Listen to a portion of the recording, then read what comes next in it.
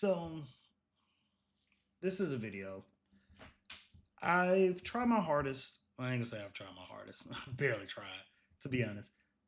But I've tried my hardest to not talk about political stuff as much as possible because I know how politics make people feel, including myself. But this right here, I know is probably later than what it should be, but I have some thoughts. With everything that's been going on lately, I have some thoughts.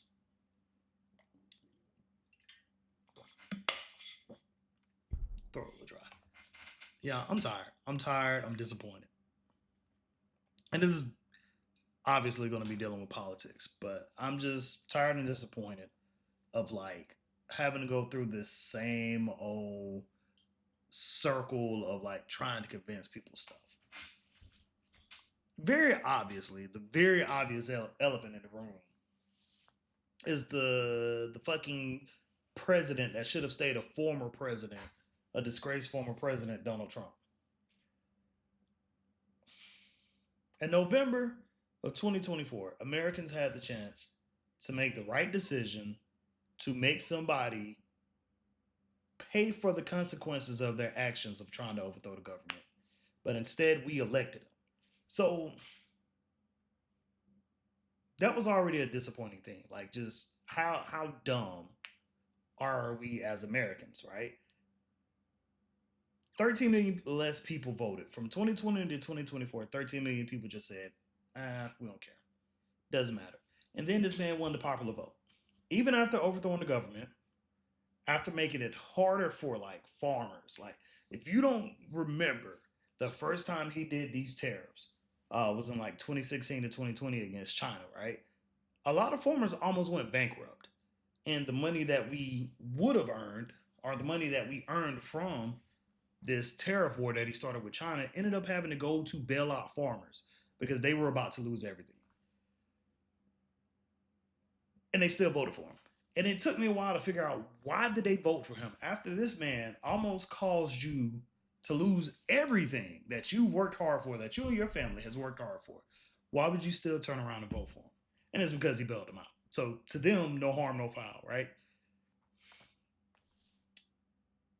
And I still can't believe that this man won against Kamala Harris. I can kind of believe, but the reason why is that I just find it hard pressed to think that this actually had to do anything with the economy and all of this, but more to do with just people don't want to see a black person win. People definitely didn't want to see a black woman win. We didn't want Hillary to win in 2016, I guess, apparently, even though, she won the popular vote. Hillary didn't win in 2016, and Kamala didn't win in 2024. And I'm gonna be honest, it's just hard. It is extremely hard to not see it as anything other than a lot of people believe the lies about Kamala just because she's black. She's black, so we don't think she's qualified. And you saw this really big push, and I have my notes here too, but you saw this really big push, especially what happened or leading up to it. It was that like she slept her way up to the top. This woman ain't never slept her way up to the top. She just don't have kids, right? She worked hard for everything that she had. And you even saw like a big push, even from against like black men pushing against her, talking about some she locked us up. She didn't like us, and it's whatever, right? But it really felt like a lot of us just did not want to see a black woman win. And that didn't feel good, man. That really honestly didn't feel good. And it reminded me that, oh yeah, people don't want to see me win as a black man. And if you think I'm like being a little over dramatic, let's just talk about all of the rolling back of DEI, even though they don't even know what that means, or the banning of critical race theory, which is something that's not even taught below a collegiate level. It's not even taught below law school to be exact. So it's hard. I know everybody, a lot of people came on here and said it's because of other reasons, blah blah blah, this and that. But it felt hard to watch that and think that it was any other reason other than they didn't want to see a black woman win. Sure, there were some faults, and I'll talk about that in a little bit. There were some faults, but for what it was almost like we forgot how racist America could be. And I know that people are going to have other reasons. I'm probably going to keep repeating it for a while. I know that people are going to have other reasons for why as to why Kamala lost, but I just it's hard to say anything outside of it's because she's black. It's because she's black and they didn't want a black woman winning. Had nothing to do about like the terrible person that she was. I and I also want to talk about this too because it I've been seeing a lot of these arguments on TikTok, social media, not just TikTok, but social media in general, about like who was at fault during that 2024 election while we're in what we're in now. And it seems like a lot of people are pointing towards our politicians, which, like, I want to say this perfectly clear. I absolutely do believe that our politicians, especially the Democratic Party, especially in Alabama, I have to put a whole story about the Alabama Democratic Party, they failed us. They have failed us. However, we can't act like it was just the politicians. When again, 13 million people just didn't show up to vote. From 2020 to 2024, 13 million people just said, we'll check out. It'll be all right. And then again, this man won the popular vote. He won the popular vote.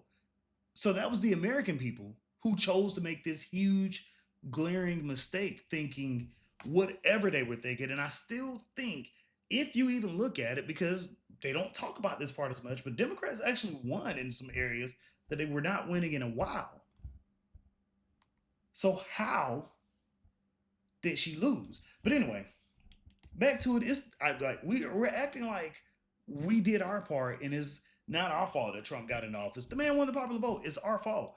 Like there was this big thing that happened on TikTok not too long ago, and people were arguing about this creator named Mecca, I believe is her name, and Jamila. They were saying that they were mad at her because she said that Jasmine Crockett was being performative and she wasn't doing anything in office. And as of right now, I can't tell you what Jasmine Crockett is doing in office.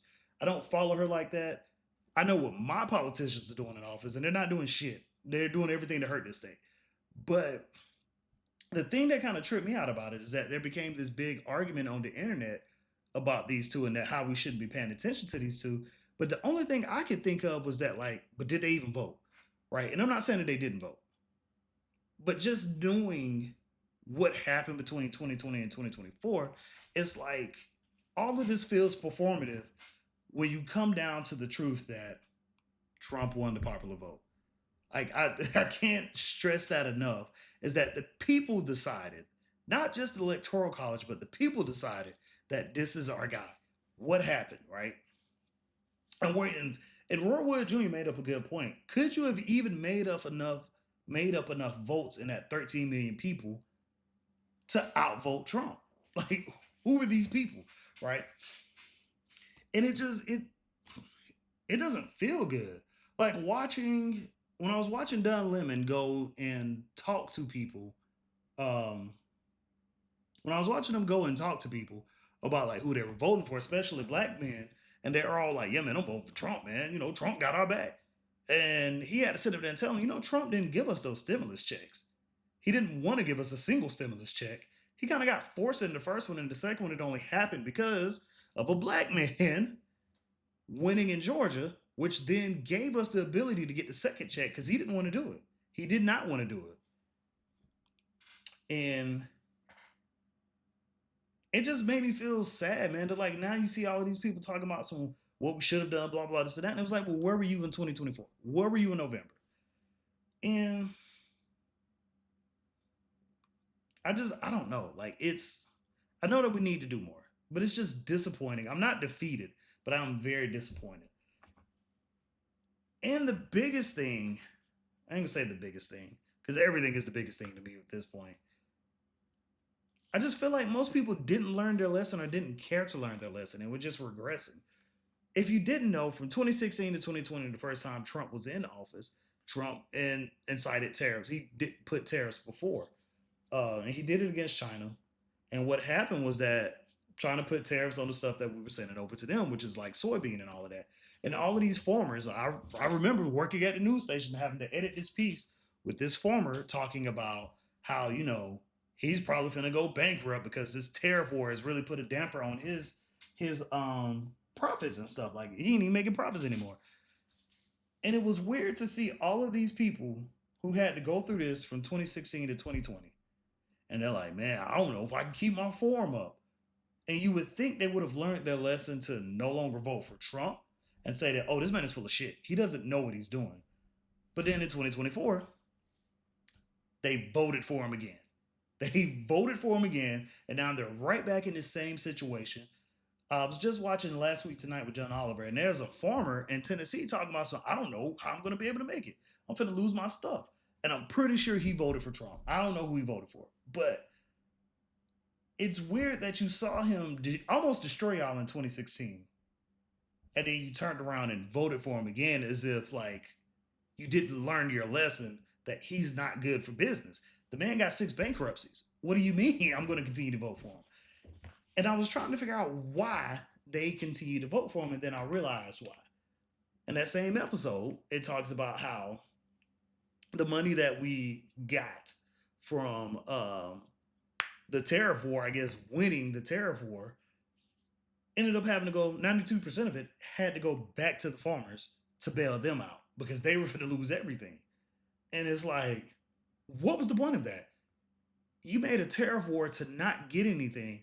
You also saw that we kind of got lucky that the man decided to do the right thing in the first place, and you vote for him again after he didn't do the right thing. Like, after he didn't do the right thing, period. And it's just frustrating. And then let's talk about Fox News, right?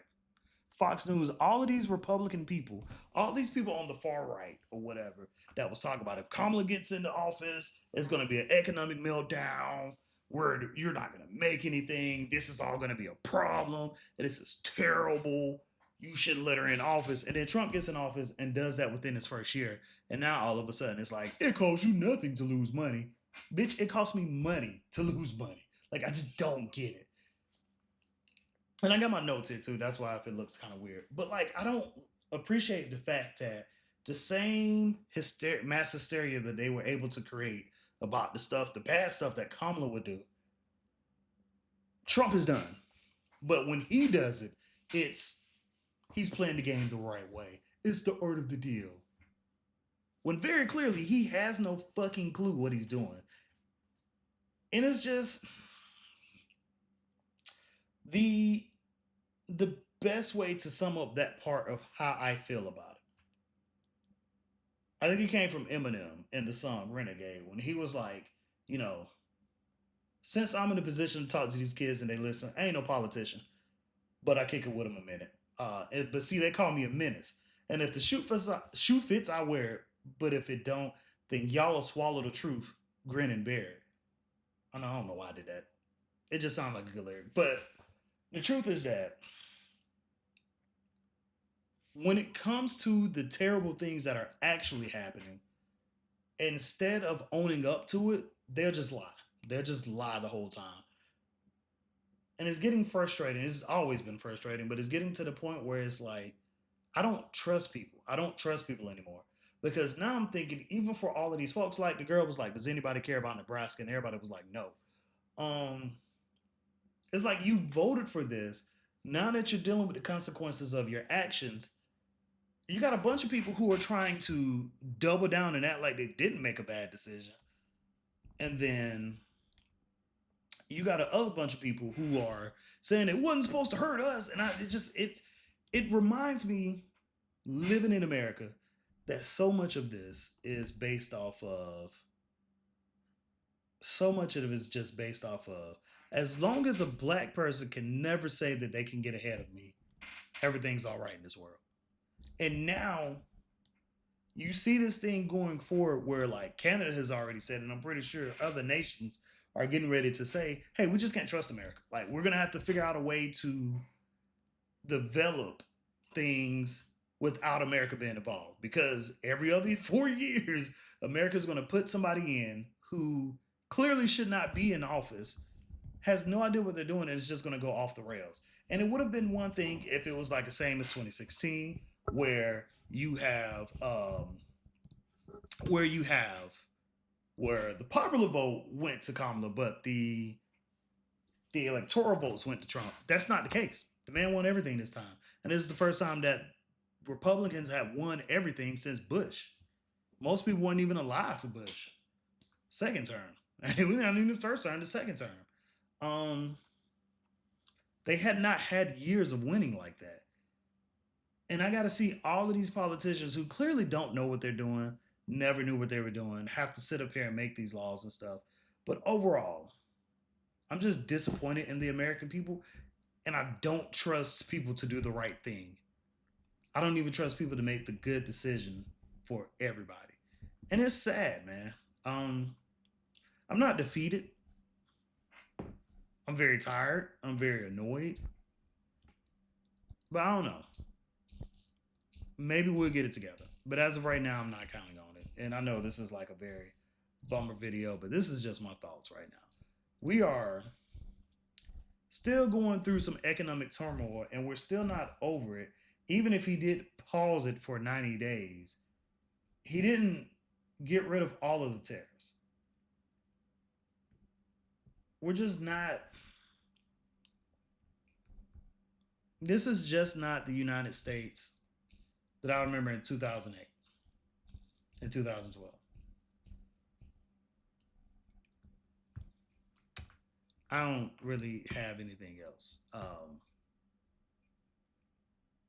I don't know. We'll figure out something. Maybe I'll come back and revisit this topic in 6 months and see how I feel.